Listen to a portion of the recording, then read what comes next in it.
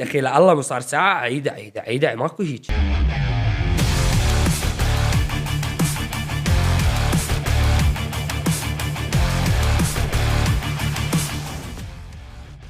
اسفن لي بحالك شوي، ركز لي بملامحك. بالله عادية؟ لا والله ما هي عادية، لأنك معتاد عليها بتحسها عادية.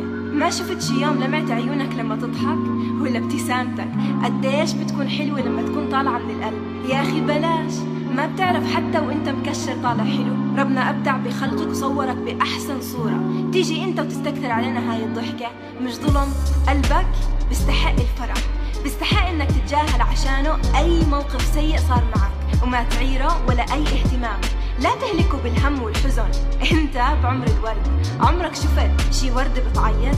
كل اشي بيصير معك في حكمة من وراه، فلا تيأس وتوقف. يلي بيوقف في محله عمره ما بيكون بالمقدمة. اصلا العثرات موجودة لتقويك مو لتحبطك. ربنا بعطيك كل يوم امل جديد وفرصة جديدة، لانه بحبك. بتبعد عنه بقربك إله، بتتوب بقبل توبتك، بتصوم له يوم بغفر لك ذنوب سنة كاملة. حتى وقت تضعف وتفكر حالك انك وحيد، سامعك وحاسس فيك اكتر من حالك. حب ما عليه يسمع صوت دعائك، حقك رح ياخد لك اياه.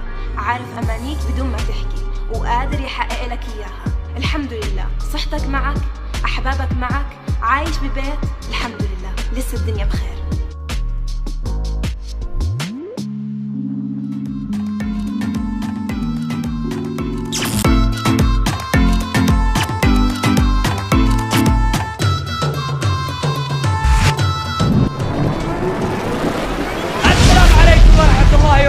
هلا والله بالشباب، هلا اشياكم، شو اخباركم؟ ان شاء الله الكل بخير. رجعنا وياكم مقطع جديد، حياكم الله مية هلا بيكم، حياكم الله شباب، يا اهلا وسهلا بيكم. طبعا اليوم المقطع تفليش، اليوم المقطع الكل منتظره هذا الخبر، الكل منتظره انه اني ارجع لسلسله زغلول الشقاوه. لكن قبل لا نحكي بهذا الموضوع، والله لا اسوي لك اياهم شيء، روح. راح احكي موضوع كلش مهم، واخيرا وليس اخرا، الف الحمد لله والشكر، قررت ارجع اعيش بالعراق. وينك من زمان؟ بدايه اللهم صل على سيدنا محمد وعلى اله وصحبه وسلم. صل على الحبيب محمد. مثل ما تشوفون حاليا انا رجعت بالعراق، حاليا انا بالعراق محافظة السليمانية.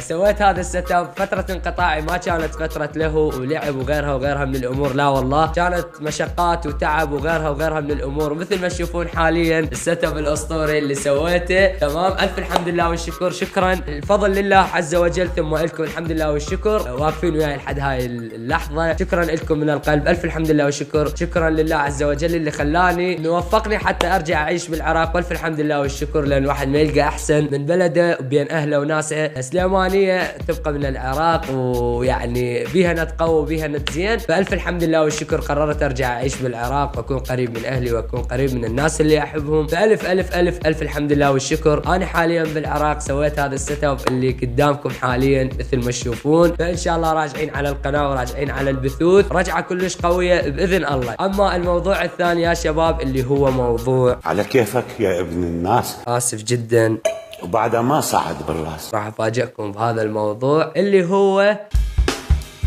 راح ترجع سلسلة زغلول، راح يرجع ابو التزغلول. انت وين؟ شنت قلبت الدنيا عليك. والله راح ترجع سلسلة زغلول يا شباب بعد غياب كلش طويل. طبعا راح احكي لكم شيء بسيط عن ليش قطعت على سلسلة زغلول الشقاوة، وشنو كانت الاسباب. اولها صوتي، ثاني شغله جيراني اللي بتركيا ما يخلوني اصور براحتي، يعوذوا بعوه. فان شاء الله راجعين رجعه على القناه كلش قويه، راجعين المقالب زغلول ان شاء الله. ابتداء من المقطع الجاي راح يكون مقلب من مقالب زغلول الشقاوه ان شاء الله. راح ننزلكم محتوى بالايام الجايه كلش اسطوري، ويكون تفجير يعني ماكو اليوتيوب يعزل، بس ابو التزغلول بيه رجع ابو التزغلول. ان شاء الله راح يكون محتوى كلش قوي بالايام الجايه. شكرا لكم من كل قلبي على الوقفه اللي وقفتوها وياي طيل ما اني داخل باليوتيوب. طبعا الشباب صاروا هواي مبسوط، فدا اسحق هوايه.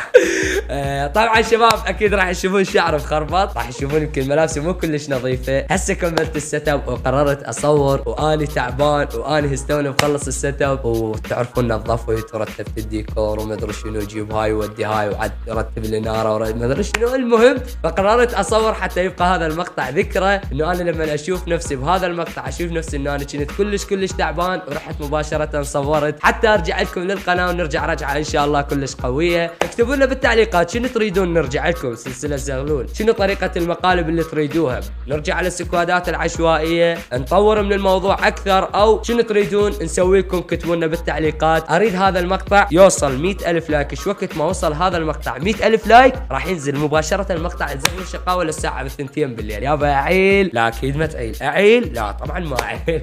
فحبايب قلبي مثل ما تشوفون مثل ما قلت لكم خلاص ان شاء الله راجعين السلسله الزغلول. اخذت بيت كامل طابقين الي حتى ارتاح ومن اصور ما اضايق احد ولا اي شيء. الحمد لله والشكر. على كل حال انتظرونا بالمقاطع الجايه. حبيت اشوفكم، حبيت ابشركم، حبيت اخبركم انه راجعين السلسله الزغلول، وايضا اشوفكم السيت اب الجديد، وايضا اقول لكم ان انا رجعت اعيش بالعراق. فهاي الاخبار اعتقد اكو ناس هوايه تهتم بيها.